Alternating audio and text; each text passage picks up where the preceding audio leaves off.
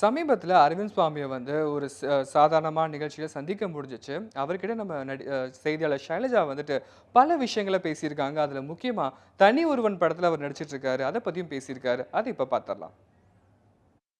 Sir எப்படி இருக்கீங்க? நல்லா இருக்கேன். Thank you. ஸோ எப்படி சார் இப்போ இருக்கிற யங் ஹீரோஸ் கிட்ட எல்லார்கிட்டையும் பேசினா வந்து யார மாதிரி இருக்கணும்னா அரவிந்த் சுவாமி மாதிரி நான் ஹேண்ட்ஸமாக இருக்க ட்ரை பண்ணுறேன் அப்படின்றாங்க. என்னதான் சீக்ரெட் அது? அதில் ஒன்றும் சீக்ரெட்டும் இல்லை, ஒன்றும் இல்லை. நீங்கள் சொல்கிறது எனக்கு ரொம்ப ஃப்ளாட்டரிங்காக இருக்கே தவிர அதை நான் நம்பி ஐம் நாட் ஐ டோன்ட். உண்மை, சத்தியம், நிஜம் இது. சரி, நீங்கள் சொன்னால் சரி. ஓகே சார், இப்போ கடலுக்கு அப்புறமா வந்து ஒரு சின்ன சபாட்டிக்கல்ல இருக்கீங்க. எல்லாரும் வந்து உங்களை ரொம்ப மிஸ் பண்ணுறாங்க. முக்கியமாக பெண்கள் ரொம்பவே மிஸ் பண்ணுறாங்க, என்னையும் சேர்த்து. ஏன் சார் தமிழில் திருப்பியும் நடிங்களே சார்? இப்போ தான் ஒரு படம் முடிச்சிருக்கேன், தனி ஒருவன்னு, ஜெயம் ராஜா சாரோட டைரக்ஷனில். ஸோ அது இப்போது ஐ திங்க் இந்த இயர் ஜூலை ஆகஸ்ட்டில் ரிலீஸ் ஆகும்னு நினைக்கிறேன். ஓகே, ஸோ படத்தில் எந்த மாதிரியான role? It's a joint lead role only, so I'm not doing any other kind of roles. Then இப்போ ஒரு Hindi film I just finished shooting for that. I'm doing the lead role there also, so I just finished that. அதை முடிச்சுட்டு I've just come back. So இப்போ இருக்கிற ஹீரோஸில் நீங்கள் வந்து பார்த்தீங்கன்னா வந்து உங்களையே ஞாபகப்படுத்துகிற மாதிரி நீங்கள் யாரை சொல்வீங்க? என்ன ஞாபகப்படுத்துகிற மாதிரி எனக்கு தெரில. ஐ மீன் இந்த சென்ஸ் தட் நிறைய பேர் நல்லா இப்போ வரவங்க எல்லாருமே நல்லா பண்ணுறாங்க. ஸோ ஐ திங்க் இப்போதைக்கு வந்து பிலீவபிள் ஆக்டிங், பிலீவபிள் ஸ்டோரிஸ், நம்புகிற மாதிரி ஒரு கேஷுவலான ஒரு நடிப்பு, பிலீவபிளாக நடிக்கிற ஸ்டைல், அதான் வந்து நம்மளாலையும் பார்க்க முடியுது.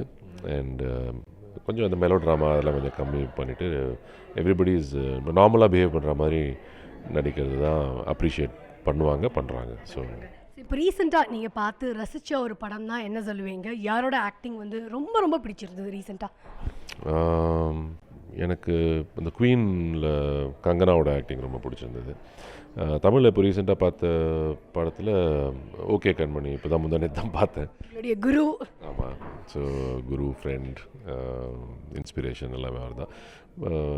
அதான் ஒரு ரொம்ப அழகான சிம்பிள் லவ் ஸ்டோரி. அதில் அதை வந்து இன்ட்ரெஸ்டிங்காக பண்ணுற சேலஞ்ச் இருக்கு இல்லையா? எப்போவுமே இந்த சிம்பிள் ஸ்டோரியை வந்து ஒரு 2 மணி நேரத்துக்கு to make it interesting.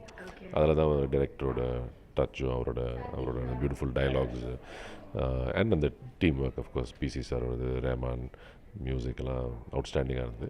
So enjoyed that film.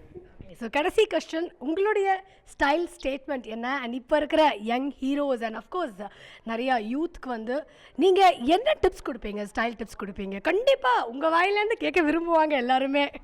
இல்லை, ஸ்டைலுங்கிறது நீங்கள் சொன்ன மாதிரி என்னை பொறுத்த வரைக்கும் இட்ஸ் அ ஸ்டேட்மெண்ட். இப்போது இதுதான் இப்போது ட்ரெண்டு அது மாதிரி பார்க்காம அவங்களுக்கு என்ன பிடிச்சிருக்கோ, அவங்களோட பர்சனாலிட்டி எப்படி வெளிப்படுத்தலாமோ, ஒரு டாக்கிங் அபவுட் ஃபேஷனில் and comfort most important. So நான் ஃபோக்கஸ் பண்ணுறது அதுதான். ஸோ ஐ திங்க் நீங்கள் you have to wear your personality first more than what the clothes. So ட்ரெண்டெல்லாம் பார்க்காம அவங்களுக்கு கம்ஃபர்டபுளாக அவங்களோட பர்சனாலிட்டியை டிஸ்டர்ப் பண்ணாமல் can just be casual. I think. Thank you, sir. Thanks a lot. Pleasure talking.